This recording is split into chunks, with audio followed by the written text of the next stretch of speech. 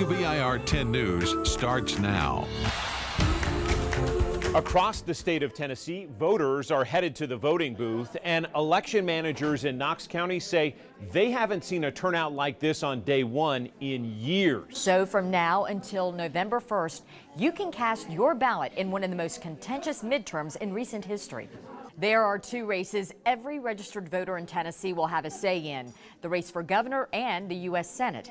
That means the power to affect taxes, health care decisions, education, and the fight to end the opioid epidemic. And many of you will see local leaders on your ballot. You'll be voting for mayors, Board of Education members, and other city leaders. In at least 6 cities, you'll be deciding whether you want to buy wine at the grocery store, and 2 cities could determine whether alcohol hits shelves at certain locations. Here at Harvest Park, the line was out the door at the start of early voting today. If you haven't figured out who to cast a ballot for, there's still time to do research. If you are ready to head to the polls, they are open today across East Tennessee. In Knox County, you have 10 choices of where to cast your ballot. Unlike voting day, it doesn't matter where you go. Just stop by any of these with a photo ID or your passport, and it can even be expired.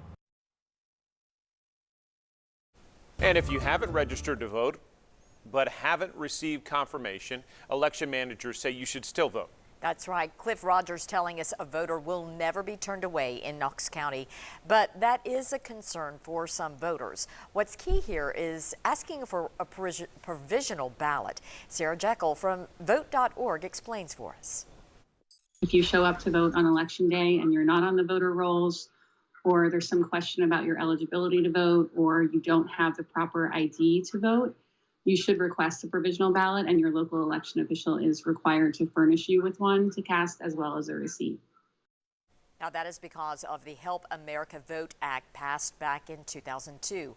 Every state applies the law differently. So here's what you need to know about Tennessee's rules. Poll workers won't give you a traditional ballot if your name fails to appear on a list of registered voters. That can happen because your county is still adding last-minute registrations to the voter rolls. There is also a chance you made a mistake on the application and failed to receive approval. If you fail to show a photo ID, election workers also won't give you a traditional ballot. Now, in both of those cases, you'll be handed a provisional ballot. In Knox County, you'll also receive a new voter registration form to fill out, and this helps the Election Commission resolve any problems. Provisional ballots could decide one of these local races, especially whether you're talking about a Tennessee House seat or a Senate seat. So it's important for everybody to put down their vote on a paper ballot if they're not in the voter database. Ballots are kept separate and counted after the election. Once your voter status can be confirmed, the Election Commission will notify you if your vote can't be counted. Otherwise, you're set. And one other important thing to know, if you cast a ballot without a valid ID, you'll need to prove to the Election Commission that you did get one by November 8th in order to see your vote counted. You can learn much more about the candidates and issues on our website.